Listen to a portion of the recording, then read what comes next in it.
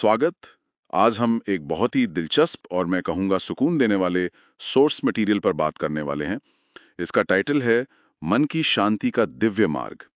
ये एक audio narrative है जो आज की जो भाग दौड़ वाली जिंदगी है और उसका जो स्ट्रेस है उसको एड्रेस करता है। अब सवाल यह है कि आज की दुनिया में जहाँ हर कोई कनेक्टेड है, कॉन्स्टेंटली कंपेयर कर रहा है, क्या मन की शांति पाना वाकई पॉसिबल है या ये बस एक इल्यूजन है? तो आज का हमारा सोर्स ये दावा करता है कि ये पॉसिबल है, लेकिन इसका रास्ता हमारी उम्मीदों के ठीक उल्टा है। चलिए इसी की गहराई में उतरते हैं। बिल्कुल।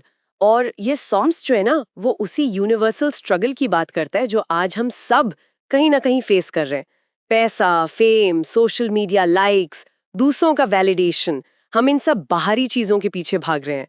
लेकिन यहाँ जो इंटरेस्टिंग एंगल है वो ये है कि प्रॉब्लम की जड़ बाहर नहीं बल्कि हमारे अंदर है, हमारी एक्सपेक्टेशंस में, हमारी कंपेयर करने की आदत में। तो आज की हमारी चर्चा इसी पर फोकस करेगी कि कैसे ये नैरेटिव कहता है कि अपना फोकस बाहर से अंदर की तरफ शिफ्ट करना ही असली सोल्यूशन है। और हम इसे थोड़ा साइकोलॉजी के लेंस से भी देखने की कोशिश करेंगे। ओके, तो चलिए इसको अनपैक करते हैं। सोर्स की शुरुआत ही एक ऐसे सवाल से होती है जो आपको रोक कर सोचने पर मजबूर कर देता है। सवाल है, हम सब रोज भागते रहते हैं, पैसों के पीछे, नाम के पीछे, लोगों की तारीफ के पीछे। पर क्या कभी सोचा है हम खुद के पीछे कब भागे?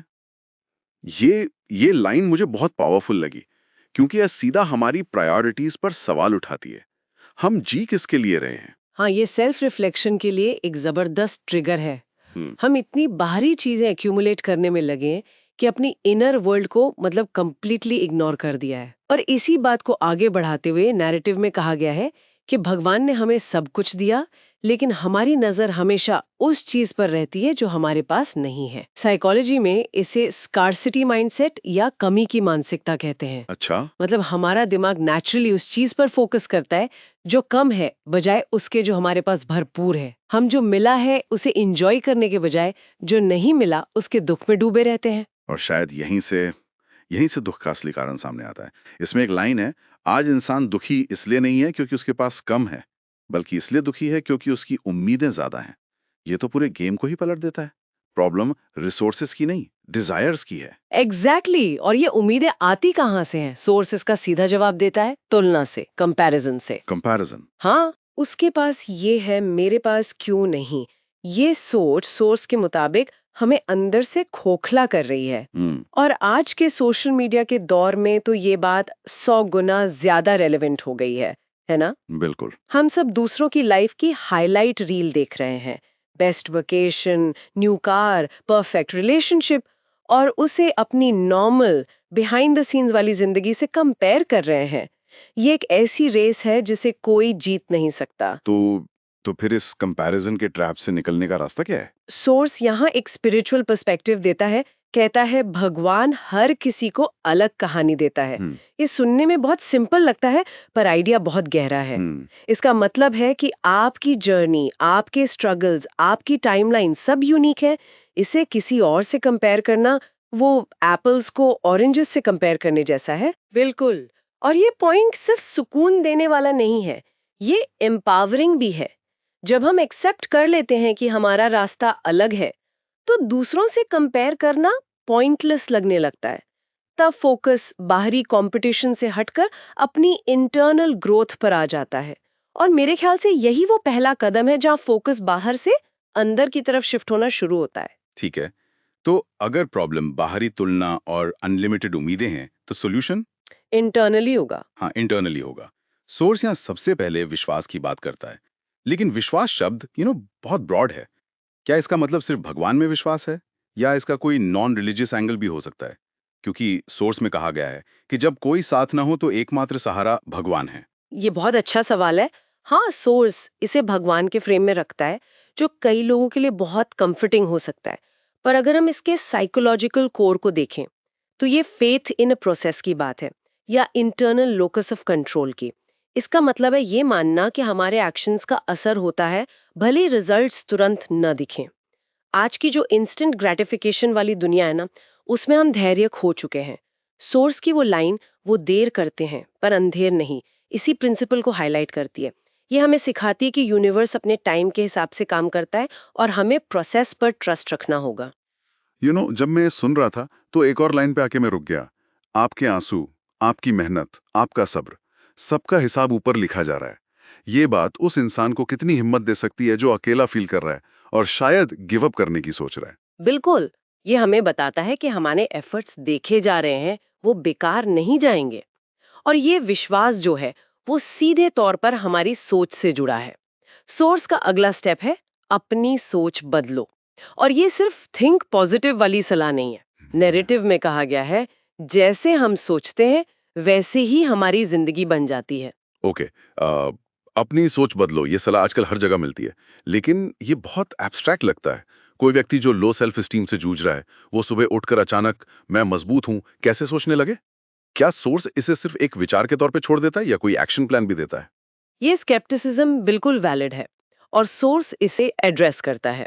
ये सिर्फ पॉजिटिव सोचने को नहीं कह रहा। मनोविज्ञान में इसे कॉग्निटिव रीफ्रेमिंग कहते हैं। Cognitive reframing. हाँ, इसका मतलब पॉजिटिव सोचना नहीं, बल्कि अपने नेगेटिव विचारों के सबूतों को चैलेंज करना है। सोर्स उदाहरण देता है, अगर कोई सोचे मैं कमजोर हूं, तो वो सच में कमजोर बन जाएगा। कॉग्निटिव रीफ्रेमिंग यहाँ सवाल पूछेगा, क्या ये सोचना 100% सच है कि मैं कमजोर हूं, या ये सिर्फ एक कहानी है जो मैंने खुद को सुनाई है? हम्म। क्या मेरी लाइफ में ऐसे मोमेंट्स नहीं है जब मैं मजबूत थी? सोर्स इसी गहरी प्रक्रिया की ओर इशारा कर रहा है। जब वो कहता है सोचो मैं मजबूत हूं, भगवान मेरे साथ है, तो वो एक ऑल्टरनेटिव, एक ज्यादा एम्पावरिंग कहानी बनाने की बात कर रहा है। मतलब ये सेल्फ टॉक को कॉन्शियसली डायरेक्ट करने की प्रैक्टिस है, और ये सोच बदलना सीधे तौर पर खुद से प्यार करने से जुड़ा लगता है। जब तक आप खुद को ये यकीन नहीं दिलाते कि आप वैल्यूएबल हैं, तब तक मैं मजबूत हूं वाली सोच अंदर से नहीं आएगी। ये दोनों एक दूसरे को फ्यूल करते होंगे। एग्जैक्टली आपने बिल्कुल सही कनेक्शन बनाया। ये सेपरेट स्टेप्स नहीं है, ये एक साइकिल है। सोर्स इस पॉइंट पे आता है जब वो कहता है कि हम दूसरों के लिए सब कुछ करते हैं पर अपने लिए कुछ नहीं। हम अपनी गलतियों के लिए खुद को माफ नहीं करते, अपनी नीड्स को इग्नोर करते हैं। और यहीं पर सोर्स एक पावरफुल एफर्मेशन देता है, आप अनमोल हो, आप भगवान का सबसे खूबसूरत तोहफा हो। ये सेल्फ वर्थ की फाउंडेशन है। जब कोई व्यक्ति अंदर से ये मानने लगता है तो उसे बाहरी वैलिडेशन की जरूरत कम हो जाती है। उसकी खुशी का सोर्स इंटरनल बन जाता है। ये सब सुनने में बहुत पावरफुल लगता है। Faith, cognitive reframing, self love. लेकिन फिर वही सवाल, how to apply this on a miserable Tuesday morning जब आप स्टक फील कर रहे हो? इन बड़े आइडियाज को डेली लाइफ में कैसे उतारा जाए? और सोर्स इसका बहुत प्रैक्टिकल जवाब देता है। ये हमें अतीत के बोझ से फ्री करता है। नैरेटिव में हर दिन एक नया मौका की कॉन्सेप्ट पेश की गई है। कहा गया है कि हर सुबह भगवान हमें गिफ्ट देते हैं, नई शुरुआत। ये परफेक्शनिज्म के प्रेशर से बचाता है। हम सब गलतियां करते हैं, लेकिन सोर्स कहता है कि उनमें फंसे रहना एक चॉइस है। हम्म। संदेश बहुत सीधा है, कल गलती हुई, कोई बात नहीं, आज सुधार लो। कल हार गए, कोई बात नहीं, आज जीत लो। ये हमें पास्ट में अटकने के बजाय प्रेजेंट में एक्शन लेने के लिए मोटिवेट करता है। मतलब हर दिन एक क्लीन स्लेट है। ये आइडिया ही अपने आप में बहुत लिबरेटिंग है। इससे जिंदगी रुकने का नाम नहीं, चलने का नाम है वाली बात को एक प्रैक्टिकल फॉर्म मिलता है। हाँ, और इस डेली प्रैक्टिस को और भी सिंपल बनाने के लिए सोर्स के एंड में एक छोटी सी प्रार्थना का जिक्र है। हम्म। और ये किसी कॉम्प्लिकेटेड रिचुअल के बारे में नहीं है। ये दिल से की गई एक सिंपल रिक्वेस्ट है, जिसे कोई भी कहीं भी कर सकता है। हम्म। ये दिखाता है कि स्पिरिचुअलिटी को कॉम्प्लेक्स होने की जरूरत नहीं है, वो हमारी डेली लाइफ का हिस्सा बन सकती है। प्रार्थना के शब्द भी बहुत सिंपल और मीनिंगफुल हैं। हे प्रभु, मुझे इतनी ताकत देना कि मैं हर मुश्किल से लड़ सकूं, और इतनी समझ देना कि मैं कभी गलत रास्ते पर न जाऊं। ये प्रेयर सिर्फ दो चीजें मांगती है, स्ट्रेंथ और विजडम। ये एक ग्रैंड रिचुअल के बजाय एक डेली इंटेंशन सेटिंग एक्सरसाइज जैसा लगता है ना? बिल्कुल। और अगर हम इसे एनालाइज करें तो ये पूरी डिस्कशन का सार है। ताकत यानी रिजिलियंस, बाहरी मुश्किलों से लड़ने के लिए। और समझ या विवेक, इंटरनल कंफ्यूजन और भटकाव से बचने के लिए, यानी सही डिसीजंस लेने के लिए।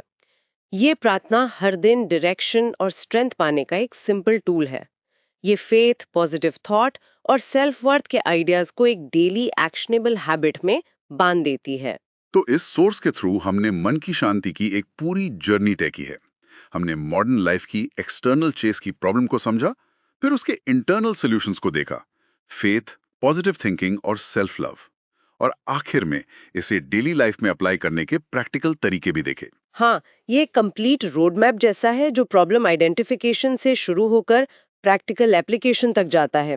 और ये किसी पर ब्लेम नहीं डालता, बल्कि इंडिविजुअल को एम्पावर करता है कि चेंज की पावर उसके अपने अंदर है। सोर्स का फाइनल मैसेज भी सिर्फ सेल्फ हेल्प तक लिमिटेड नहीं है। ये कहता है कि अगर ये बातें किसी के दिल को छू जाएं, तो इसे किसी ऐसे इंसान के साथ शेयर करें जो आज टूट चुका है, क्योंकि शायद आप ही उसके लिए उम्मीद की किरण, एक फरिश्ता बन जाएं। ये नॉलेज को शेयर करने और कम्युनिटी सपोर्ट के इंपॉर्टेंस पर जोर देता है।